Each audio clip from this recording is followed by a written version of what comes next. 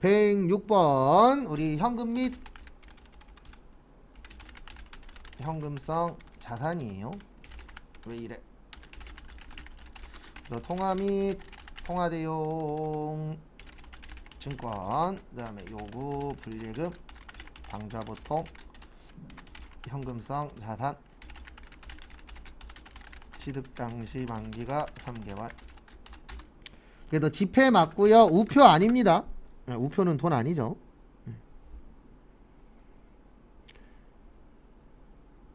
그 다음에 타인 발행 수표 맞고요. 수입인지 아니고 우편안 맞아요. 우편안이 뭐냐면 우편물로 날라오는 종이에요. 근데 이게 돈으로 바꿀 수 있는 종이를 우편안 증서라고 해요.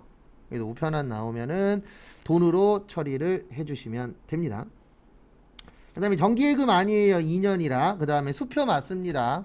왜냐면 수표 당좌예금이잖아요. 그래서 다 더하시면 57만원 나옵니다. 정답은 4번. 그 다음에 107번은 저기에다가 밑줄 좀 쳐주세요. 물가가 지속적으로 상승. 그래서 지금 현재 대한민국이죠? 네, 대한민국이 물가 뭐하고 있어요? 상승하고 있죠. 그래서 물가 상승 시에 원가만 후입 선출법이 크다. 그 다음에 나머지는 선입 선출법이 크다.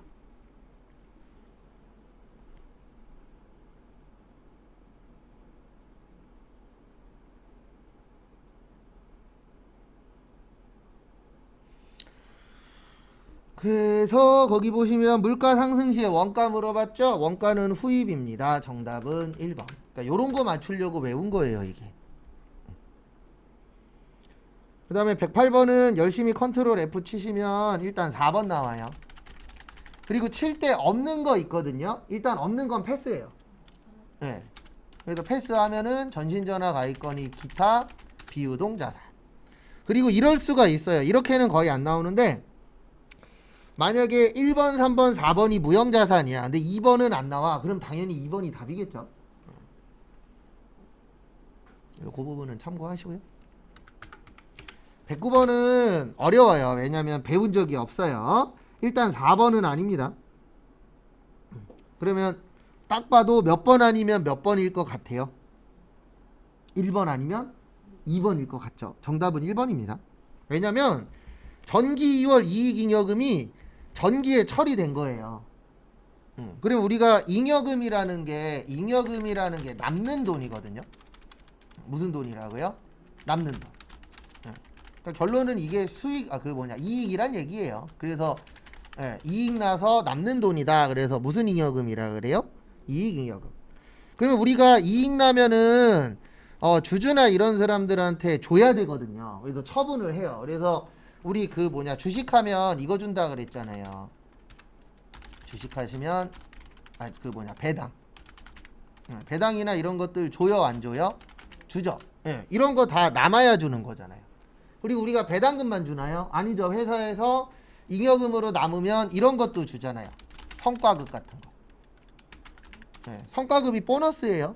근데 이 성과급은 뭐냐면 우리가 1년 동안 일해서 얼마나 돈을 벌었느냐. 그럼 회사에서 돈을 많이 벌었어. 그러면 직원들한테도 일부 띄워줍니다. 왜냐면 이익 많이 났는데 안 주면은 또 직원들 짜증 내요, 안 내요? 내죠. 그래서 지금 신문에 요거 관련된 얘기가 나오고 있어요.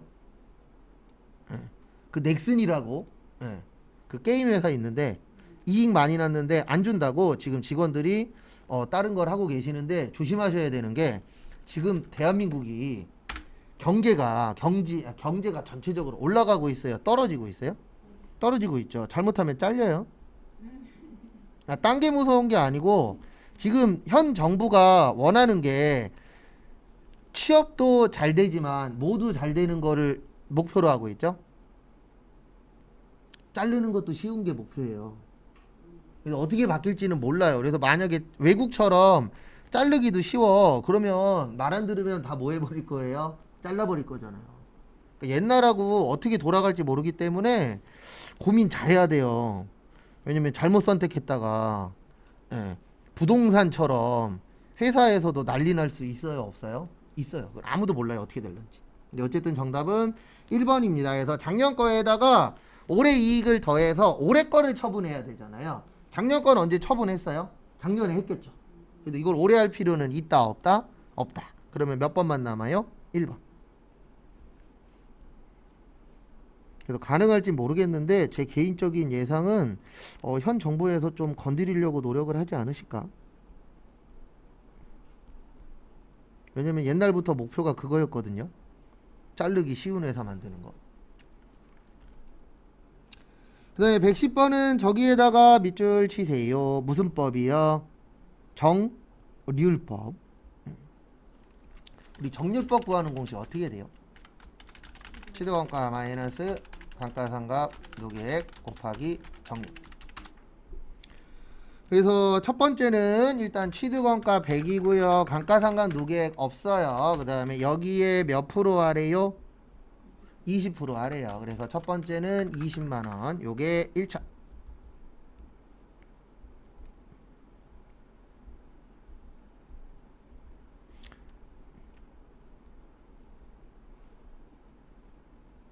그래서 요게 이제 1차고요.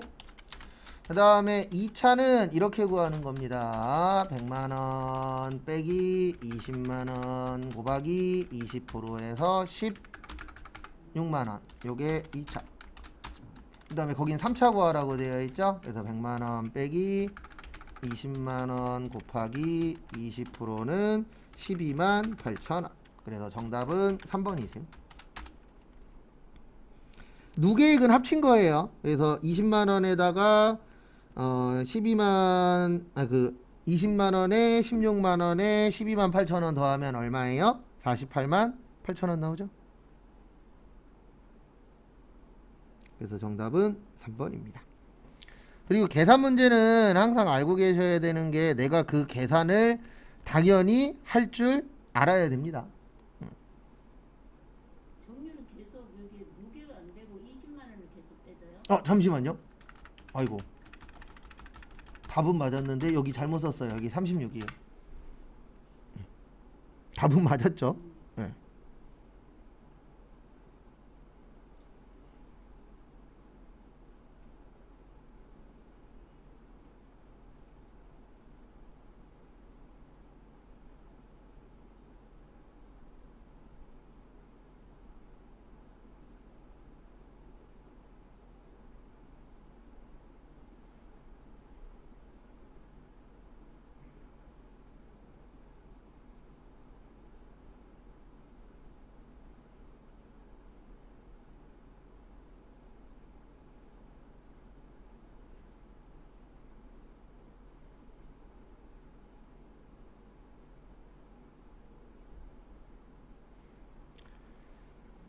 그 다음에 111번 저기에다 밑줄 치세요. 평균법.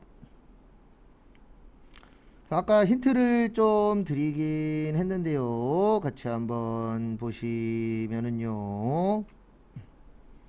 같이 한번 보시면 일단 평균법은 이렇게 되죠. 말 곱하기 완 플러스 말분의 초 플러스 당인데 위에는 원가고 밑에는 수량이에요.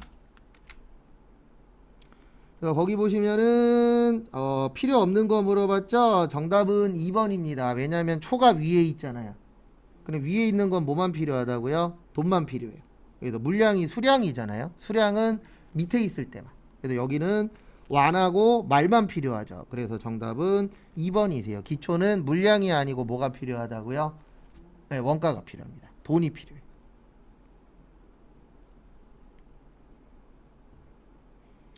그 다음에 112번은 저기에다가 밑줄 치세요.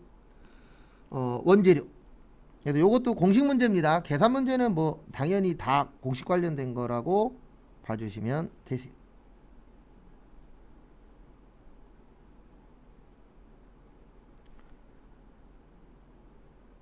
그래서 같이 보시면 우리 재료비 구하는 공식 어떻게 됐었죠? 재료비는 기초 원재료 단기 원재료 매입액 기말 원재료. 그래서 거기 보시면은요, 첫 번째 기초 원재료가 7만 원. 그다음에 원재료 산 게 35만 원에 사고 10만 원에 샀는데 반품한 게 얼마 있죠? 5만 원. 그다음에 빼기 5만 5천 원. 그다음에 시험 보러 가실 때 뭐 꼭 가져가시라고요? 계산기. 컴퓨터용 계산기 못 써요, 시험장에서. 안 됐어요? 네, 얘 못 씁니다.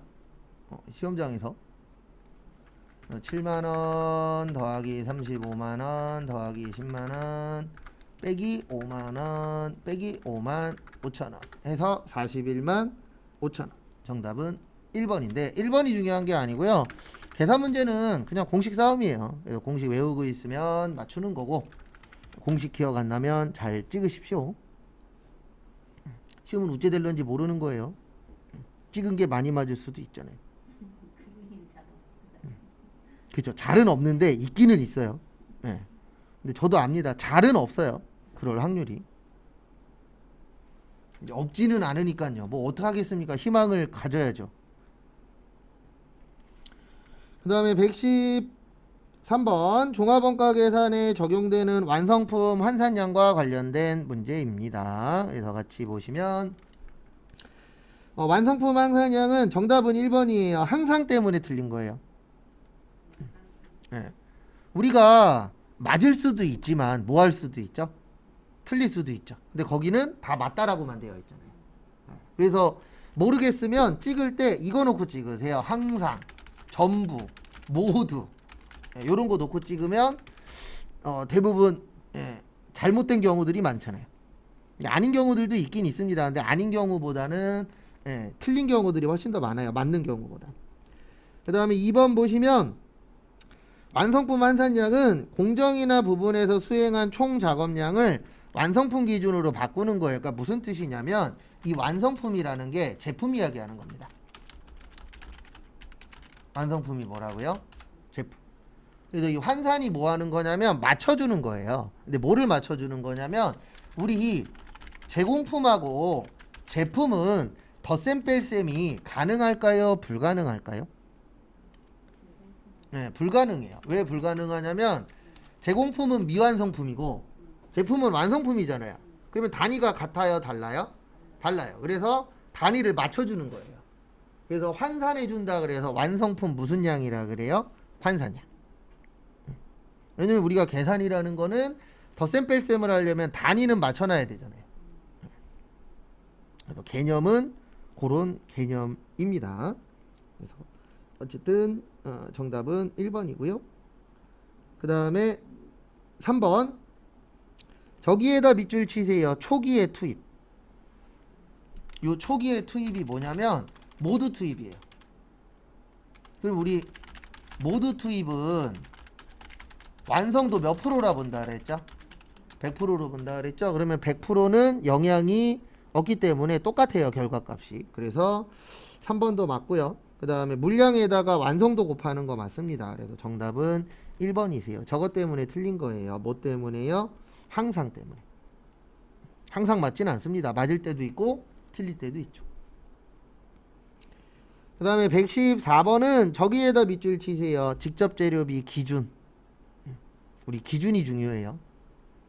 그래서 직접 재료비를 기준으로 한다.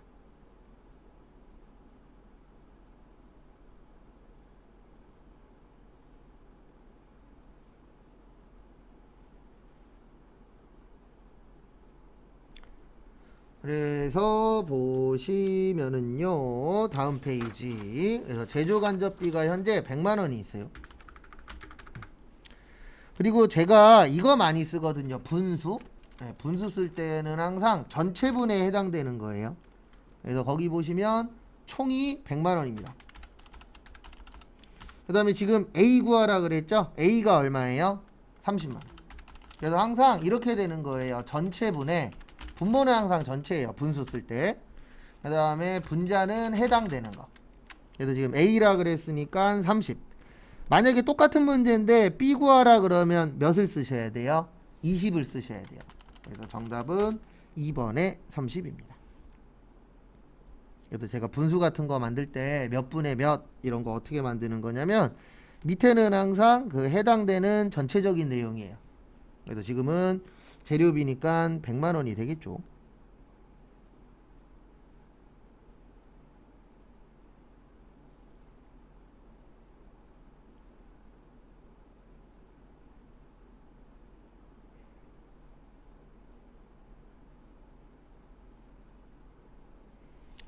그 다음에 115번 저기에다 밑줄 지세요. 단일.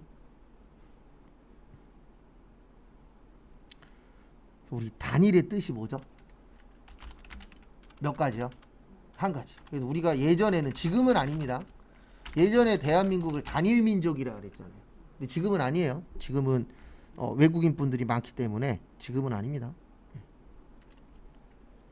그래서 단일종이 원가 계산은 하나만 만드는 거예요. 그래서 정답은 4번이에요. 일단 1번이 틀린 이유는 단일 재료는 맞는데 거기 보시면 몇 가지 만든다라고 되어 있죠. 거기 지문에 대량 그 다른 제품을 만든다 그랬잖아요. 그러면 다르면 하나예요, 하나가 아니에요? 하나가 아니죠. 여러 개잖아요. 그래서 1번 틀린 거고요. 그 다음에 2번 주문은 종합이 아니고 개별이에요. 그래서 틀린 겁니다. 그래서 주문은 종합이 아니고 뭐라고요? 개별. 그래서 틀린 거고. 그 다음에 3번 단일 공정에서 여러 가지 만들면 안 돼요. 왜냐하면 단일이기 때문에 단일 공정에서 단일 제품만 만들어야 됩니다. 그래서 정답은 4번이세요. 그래서 몇 가지 만드느냐. 근데 이런 식으로는 시험에 잘 나오는 편은 아닙니다. 그 다음에 116번은 정답은 저기 과세표준에서 공제하는 거죠. 우리 과세표준에서 제외하지 않는 것. 그래서 물납이래네. 매출 환입 및 애누리. 그 다음에 매출 할인. 그래서 1번하고 2번은 아니에요. 그 다음에 지연으로 인한 연체이자 국고보조금과 공공보조금. 그 다음에 도달되기 전에 파손, 훼손 또는 멸실된 경우 용기회수 보증금, 종업원 봉사료. 그래서 정답은 3번, 4번이에요. 네. 잠시만요. 과세표준에서 공제되는 거죠? 4번. 대손금은 세액공제만 해줘요. 과세표준에서는 안 뺍니다. 그래서 정답은 4번이세요.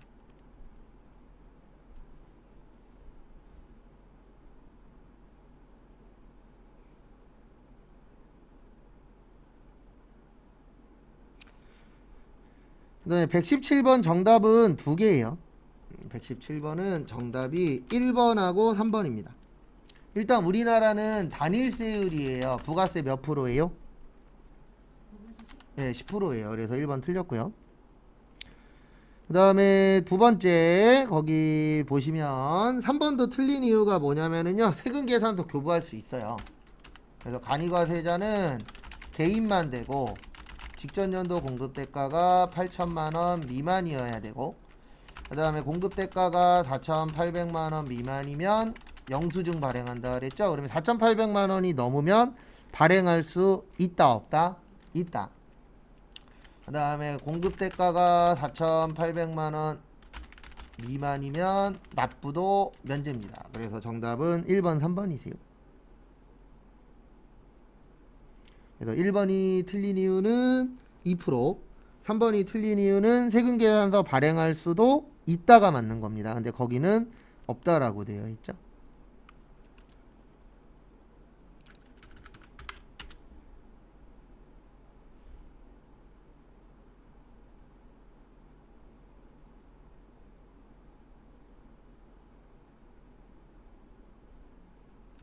그 다음에 118번 소득세.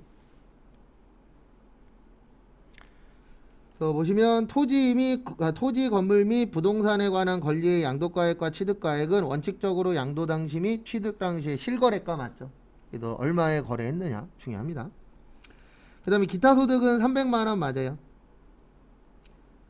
그 다음에 부동산 임대소득 및 사업소득의 외국 납부세액은 빼고 계산하는 겁니다. 우리가 외국에서 돈 벌면 우리나라에다가도 세금 내거든요. 근데 다 내는 건 아니에요. 외국에서 낸 거는 비용 처리나 아니면 세금에서 차감할 수가 있습니다. 그래서 3번도 맞고요. 4번도 맞아요. 그래서 정답 없어요. 정답 없습니다. 그리고 만약에 이렇게 나오면 모두 다 정답 되는 거예요. 정답이 없으면은 문제를 풀었어도 정답 찍었어도 정답 안 풀었어도 정답입니다. 그럴 경우에는 그거 참고. 좀 받은 사람인데 좋겠네. 그렇죠. 예전에 그래서 붙으신 분 있어요. 수강생 중에 69점 나왔대요. 그리고 열심히 찾았죠. 그랬더니 있는 거예요. 잘못 나온 게. 이의 신청해서 인정받아갖고 그분 붙었죠. 그래서 그런 걸 볼 때마다 무슨 생각이 드냐면은요, 될 사람은 되는구나.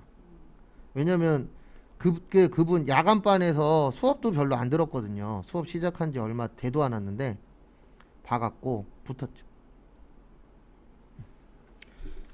그 다음에 그래서 정답 없습니다.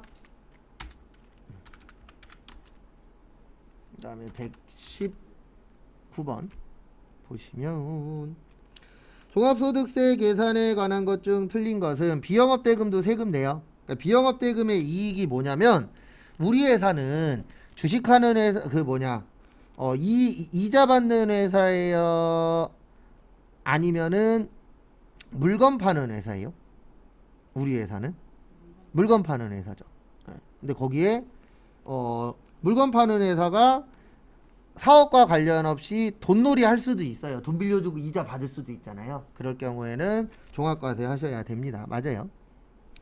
그 다음에 2번 요건 좀 알고 계세요. 뭐는 좀 알고 계시냐면 소득에서 필요경비 뺀 걸 소득금액이라고 해요.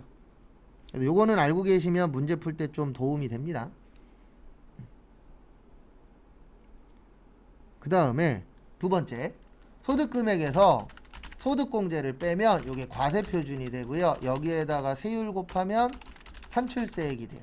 그래서 여기까지는 좀 알고 계시면 공부하실 때 좀 용어가 좀 도움이 되실 겁니다. 그래서 여기는 참고를 좀 해주세요.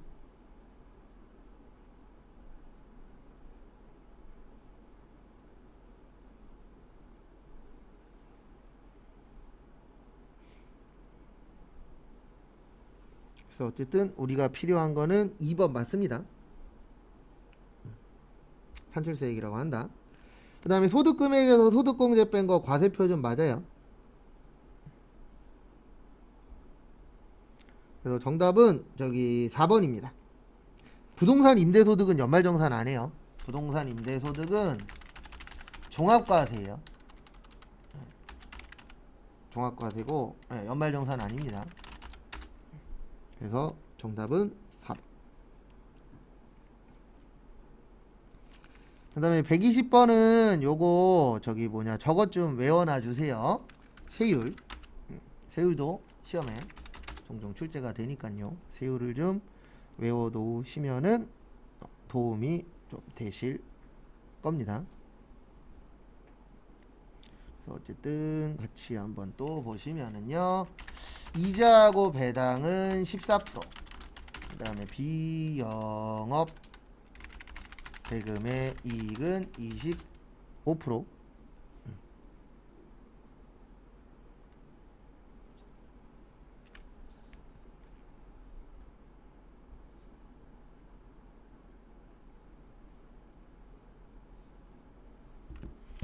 그 다음에 사업소득의 인적 용역은 3%, 봉사료 5%, 기타소득 금액 20%, 그 다음에 복권 당첨금 중에 3억 원 초과는 30%.